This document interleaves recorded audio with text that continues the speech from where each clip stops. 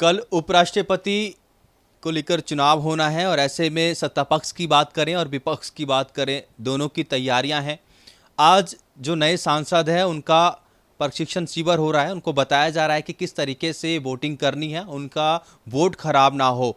ऐसे में India block के जो प्रत्याशी हैं उपराष्ट्रपति के, वो लगातार सांसदों से भी सहयोग की अपील कर रहे हैं। हमारे साथ कांग्रेस के सीनियर नेता और हिसार से सांसद जयप्रकाश जी मौजूद हैं। सर, आप लोगों की ट्रेनिंग हो रही है, आप तो काफ़ी सीनियर हैं सर, पहले भी आप वोटिंग कर चुके हैं, आप किस तरीके की तैयारी सर? नहीं, हमारी तैयारी है।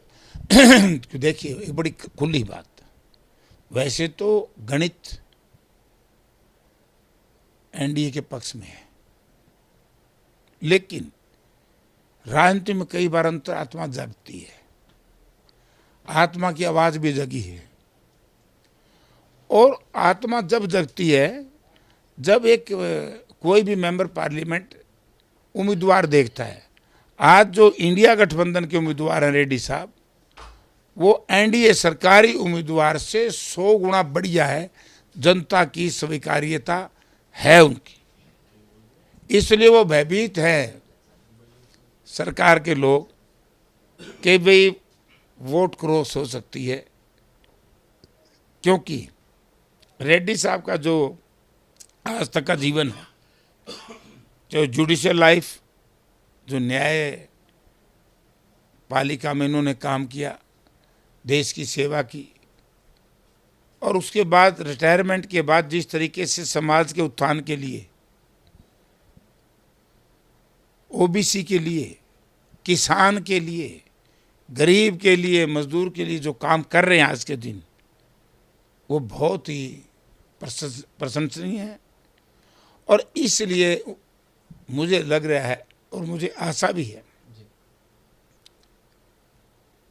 क्योंकि वैसे तो काफी लोग लेकिन आंध्र और तेलंगाना के जो माननीय सांसद हैं, किसी भी पार्टी का है,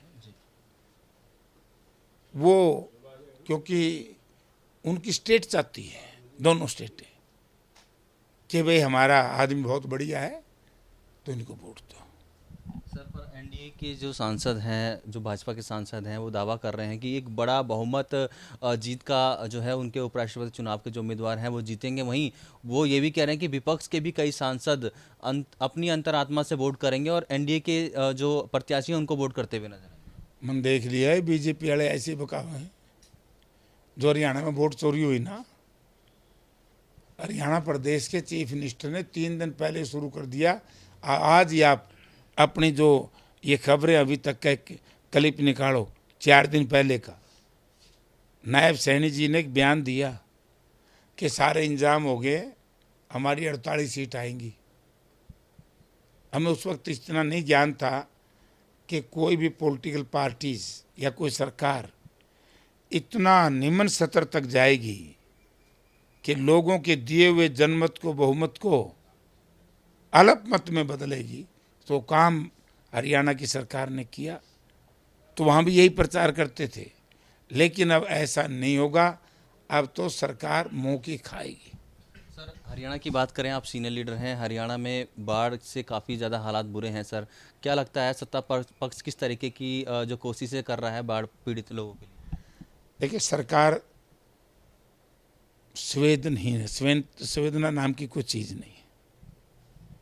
बड़ी अन्यायी कहूँगा मैं, क्योंकि पिछले 4 दिन से मैं भी, बल्कि कल हमारे इलाके में 14 गांव में गए, दीपेंद्र सिंह हुड्डा जी, हमारे सतपाल ब्रह्मचारी जी, और 7-8 हम एमएलए थे। और हिसार जिला में ही कल मुख्यमंत्री जी थे, उनका गुप्ती दौरा था, हमारा खुला दौरा था। फर्क देख ले, गुप्ती दौरा क्यों? लोगों को बताया नहीं गया कि आज आपके गांव में मुख्यमंत्री आएंगे।